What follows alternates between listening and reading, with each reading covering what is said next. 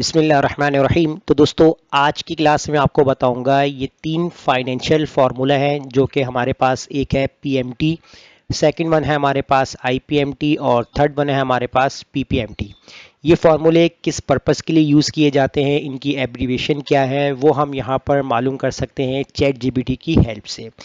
अब देखें, जैसे कि हम चैट जीपीटी में एक कोटेशन देते हैं जिसमें हमने यहाँ पर टाइप किया एक्सेल में पीएमटी फार्मूला की एब्रीवेशन कह लें या स्टैंड्स फॉर, ठीक है। तो इसको जब हम यहाँ पर एंटर करते हैं तो चैट जीपीटी हमें क्या बताएगा कि एक्सेल में पीएमटी का फार्मूला फुल फॉर्म होता है पीएमटी, यानी पेमेंट का फार्मूला होता है। अब ये फाइनेंशियल फार्मूला है, इसके ऊपर मेरी वीडियो काफ़ी बनी हुई है डिफरेंट टॉपिक्स के ऊपर, तो वहाँ से आप देख सकते हैं। अब यहाँ पर आपको ये बता रहा है कि ये फंक्शन लोन या इन्वेस्टमेंट के कॉन्टेक्स्ट में यूज़ होता है जहाँ आपको फिक्स इंटरेस्ट और फिक्स पीरियड के लिए इंस्टॉलमेंट ईएमआई निकालनी होती है। इसने पूरी डिस्क्रिप्शंस दी हुई है और पीएमटी का फंक्शंस के बारे में बता दिया कि इसमें आपका इंटरेस्ट रेट होता है, टाइम पीरियड होता है, आपकी वैल्यू होती है और आपके क्या टाइप्स है वो आपको यहाँ पर अप्लाई करनी होती है। अब यहाँ पर अगर आप देख सकते हैं कि पैरामीटर में आपके पास रेट है, एन पर है, पीवी है, एफवी है और टाइप है, इनकी यहाँ पर प्रॉपर आपको डिस्क्रिप्शंस भी दिखा रहा है। इस तरह आपको यहाँ पर एग्जांपल के तौर पर चाहिए कि इंटरेस्ट किस तरीके से कैलकुलेट किया जाता है, पेमेंट निकालने का फॉर्मूला यहाँ बताया जा रहा है, पूरी डिटेल्स में आपको चैट जीपीटी डिस्क्राइब करता है। इसी तरीके से अगर आप यहाँ पर बात करते हैं कि आईपीएमटी, तो हम यहाँ पर क्या कर लेते हैं, इस कोटेशंस को यहाँ से कॉपी कर लेते हैं, दोबारा लिखना चाहें तो लिख सकते हैं और यहाँ पर हम लिख देंगे आईपीएमटी, ठीक है। और इसके बाद इसको एंटर करते हैं तो यहाँ पर देखें आईपीएमटी, देखें इंटरेस्ट पेमेंट के लिए, ठीक है। पीएमटी आपका फॉर्मूला पेमेंट के लिए बनाया जाता है और आईपीएमटी जो होता है वो इंटरेस्ट पेमेंट के लिए बनाया जाता है, ठीक है ना, यानी कि इसके लिए निकालने के लिए फॉर्मूला यूज़ किया जाता है। तो यहाँ पर सब आपको डिस्क्राइब करके बता रहे हैं, जब आप चैट जीपीटी में अंदर एंटर करेंगे तो आप इसको डिटेल में पढ़ सकते हैं, यहाँ से हेल्प लेना चाहे ले सकते हैं, वरना मैं आपको एक्सेल के ऊपर इसकी पूरी जो है वो कैलकुलेशन बताऊँगा। अब देखिए यहाँ पर अब आपके पास आगे नोट है, पीएमटी आईपीएमटी है। अभी देखिए पीपीएमटी इस समय बता दिया कि प्रिंसिपल पेमेंट है, अगर आप चाहे तो आप यहाँ पर देख सकते हैं जैसे आपने लिखा पीपीएमटी, ठीक है, और इसको आपने एंटर कर दिया तो देखिए अब एक्सेल में हमें पीपीएमटी की फॉर्मूला क्या बताएगा, प्रिंसिपल पेमेंट। देखिए इसने हमें यहाँ पर भी बता दिया है, जैसा कि इसने हमें यहाँ बता दिया तीनों फंक्शन के बारे में, ये किस लिए पर्पज़ के लिए यूज़ किया जाता है, ये इंटरेस्ट के लिए और ये आपकी जो है वो प्रिंसिपल ऑप्शंस के लिए यूज़ किया जाता है। यहाँ पर सारी डिटेल्स वगैरह आपको यहाँ पर बता रहा है कि क्या किस तरीके से आपने इसको यूज़ करना है। अच्छा, अब हम यहाँ पर एग्जाम्पल लेंगे तो हम वापस से एक्सेल की तरफ चले आते हैं। आप चाहे तो इस चैट जीपीटी की हेल्प भी ले सकते हैं अगर आपको यहाँ पर लेना चाहें।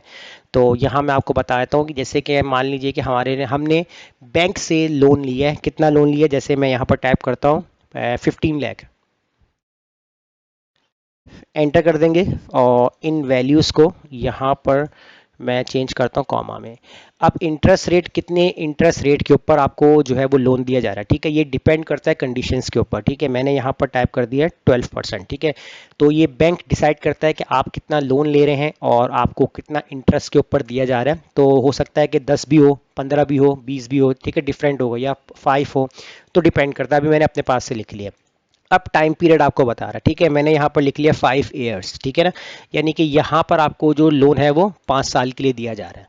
अब हम देखेंगे कि हमने ये अपना लोन जो है वो मंथली इंस्टॉलमेंट के ऊपर रिटर्न करना है, तो हम यहाँ पर पीएमटी का फॉर्मूला अप्लाई करके देखेंगे कि हमारी मंथली इंस्टॉलमेंट कितनी बन रही है।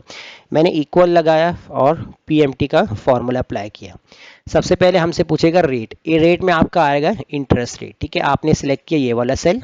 उसके बाद आपने इसको डिवाइड कर देना है 12 से, क्योंकि देखिए इंटरेस्ट होता है ये आपका ईयरली होता है, तो हम इसको मंथ में लाएंगे तो आपने इसको डिवाइड करना है 12 से, कॉमा लगाएंगे।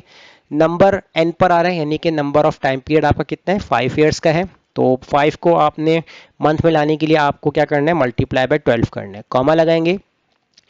प्रेजेंट वैल्यू, यानी कि आपका लोन कितना है, आपने इसको सेलेक्ट कर देना है, बस यहाँ तक आपने इसको सेलेक्ट करना है, ब्रैकेट आपने क्लोज कर देना है।